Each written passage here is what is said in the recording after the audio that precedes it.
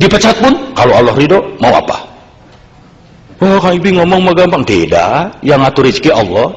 Bos juga kalau dipecat sama Allah, mau apa? Iya. Orang ngomong, itu ngomong mah gampang. Tidak.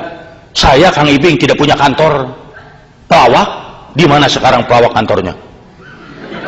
Tidak ada. Kalau dihitung di atas kertas, ada yang manggil ngelawak, anak saya bisa makan. Kalau tidak ada yang manggil, anak saya barangkali sulit makan. Teori, prakteknya, Masya Allah, tidak punya kantor, villa ge boga, mobil alus, penghasilan tuh eleh kudu di Jepang.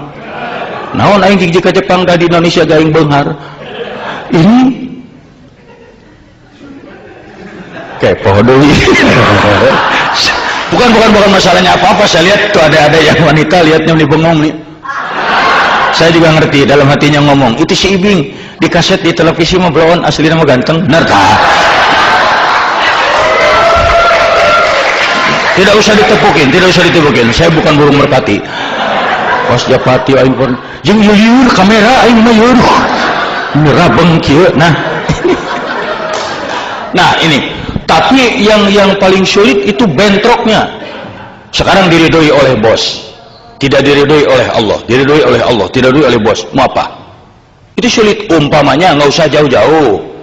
Islam mengajarkan sholat, tapi kantor Anda tidak memungkinkan untuk sholat. Coba, bisa saya sholat, tapi bos bisa berkata, pilih mau sholat, kamu keluar dari sini. Kalau tidak sholat, sok ikutin peraturan di sini. Allah memerintahkan, aqimus sholat, dirikanlah sholat. Bahkan masalah kakum fisakor, apa yang menyebabkan kamu masuk neraka, itu karena tidak sholat. Mungkin berat. Saya paksakan sholat, saya dipecat. Saya tidak sholat, Allah. Tapi kalau kita mau, bukankah Allah mengajarkan kita untuk berjuang? Hadapi dong bos, minta dengan tenang, buktikan dengan baik. Saya yakin sebagai manusia hatinya luntur. Masa iya sih 5 menit dari sekian jam diminta untuk tidur? Kalau perlu sholat dengan diem. Ya liar panitia ieu bolak balik wae. Tuh ternyata yang mengganggu itu panitia itu. Selamat datang. Masa ada kiai ngerti aing. Duh, saya tuh sebenarnya mau serius tapi aduh hese. Nah, ini. Nah, mana rai kieu aing ceramahna tuh. Nah, contoh yang lain. Ini juga yang harus berat. Umpamanya di sini seorang bapak misalnya atau seorang ibu, itu Islam memerintahkan salah satunya umpamanya, ya ayuhannas kulu mimma fil ardi halalan thayyiba wala tatabi'u khutuwati syaiton innahu lakum aduwwum mubin. Hei manusia, hei orang-orang, makanlah makanan yang halal di muka bumi ini, jangan ikuti langkah-langkah setan. Kita diwajibkan mencari yang halal, tapi satu waktu godaan, bukan main. Umpamanya Anda punya adik, punya orang tua di tanah air, minta duit untuk dibelikan apa kek, Anda lagi tidak punya duit.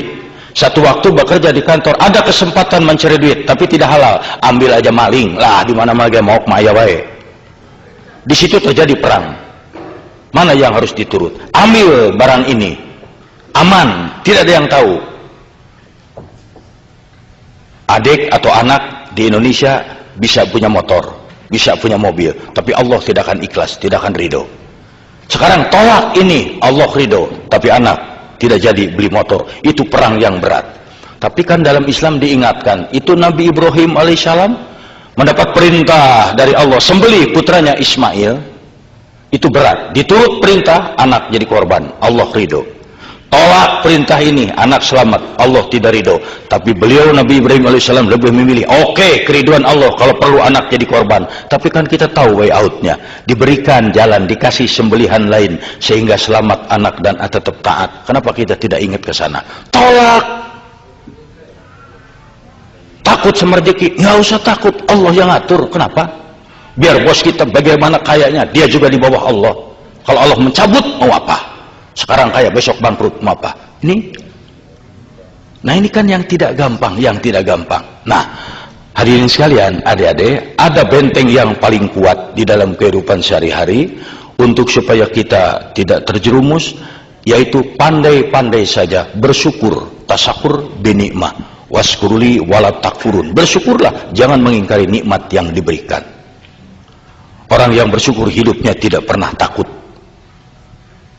Orang yang bersyukur hidupnya tetap optimis. Kalau orang yang tidak bersyukur, dia lihat air minum setengah gelas, dia akan ngomong, air saya tinggal setengah gelas. Tapi orang bersyukur akan berkata, alhamdulillah masih ada air saya setengah gelas. Don't be afraid, jangan takut. Kenapa harus takut?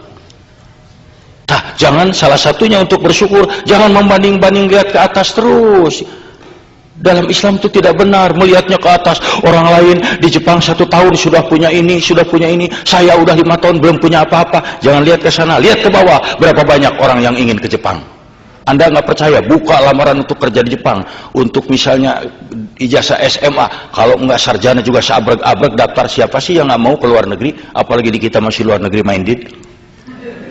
Iya, sudah rasanya lebih hebat. Anda berpikir Anda sudah di Jepang, kenapa Anda nggak bersyukur?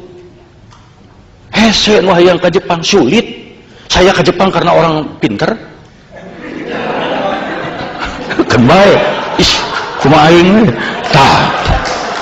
sulit. Anda harus bersyukur. Aduh, saya capek kerja. Nggak apa-apa. Berapa banyak orang yang ingin ke Jepang? Kalau dibuka lamaran ribuan, Anda sudah di Jepang, kenapa nggak bersyukur? Salah satu bersyukur, gunakan setiap kenikmatan untuk ibadah ke Allah. Ya Allah, saya ini di Jepang, belum tentu semua orang bisa ke sini. Ya sudah, Anda tinggal bekerja dengan baik kok. Bukan karena bos, bukan karena apa-apa, karena Allah. Yang baik aja kerja. Udah, itu pun akan ditolong. Satu, tuh. Kalau membanding-banding, terutama kalau membanding-banding aja itu nggak akan selesai. Orang lain mah rumahnya gede, saya mah kecil. Lihat berapa banyak yang belum punya rumah. Orang lain mobilnya bagus, saya mah tidak. Lihat berapa banyak yang nggak punya mobil. Khusus buat wanita. Kenapa saya khususkan? Pengaruh wanita sangat besar. Menurut ajaran Islam, zuyyina linnasi hubbus syahawati minnan nisa. Dijadikan laki-laki itu cenderung cinta dan syahwat pada wanita. Sok lihat. Makanya adik-adik kalau suami melihat yang cantik jangan ngambek, malah harus bersyukur. Alhamdulillah ya Allah, suami saya masih normal. Daripada nanti suami melirik terus pantat kambing, bahaya kan? Boleh melirik yang cantik, boleh sekali, itu dari Allah. 2-3 kali jangan dari setan. Sekali melihat, aduh cantik, Allahu Akbar, udah. Itu yang kedua jangan. Di mana rumahnya? Itu jangan. Orang yang mau bersyukur mah tenang-tenang saja, karena Allah tuh yang mengatur. Kalau Anda ingin bersyukur, nanti pulang dari sini lihat wajah sendiri di cermin, akan timbul rasa syukur. Allahu Akbar, alhamdulillah, indah sekali wajah saya ya Allah. Coba lihat ini, mata disimpan dua-duanya di sini, pas sekali. Anda mau digaji 1 juta yen 1 jam, tapi mata ditelunyuk. Memang kalau ngintip yang mandi tenang, terbang kunci itu. Tapi makan sambal repot ya tak. Dah saya mah nggak mau. Kang Ibing 5 juta yen 10 menit. Waduh, 5 juta yen 10 menit. Tapi lubang hidung menghadap ke atas daek. Dah repot kalau musim hujan gimana? Mana tuh? Kesana kesini mesti pakai genteng. Wah repot. Tuh, saya mah lebih senang begini. Nah makanya Allah yang mau mengatur, jangan takut. Gunakan aja setiap kenikmatan untuk ibadah kepada Allah. Karena apa? Kalau tidak digunakan, inna cilaka.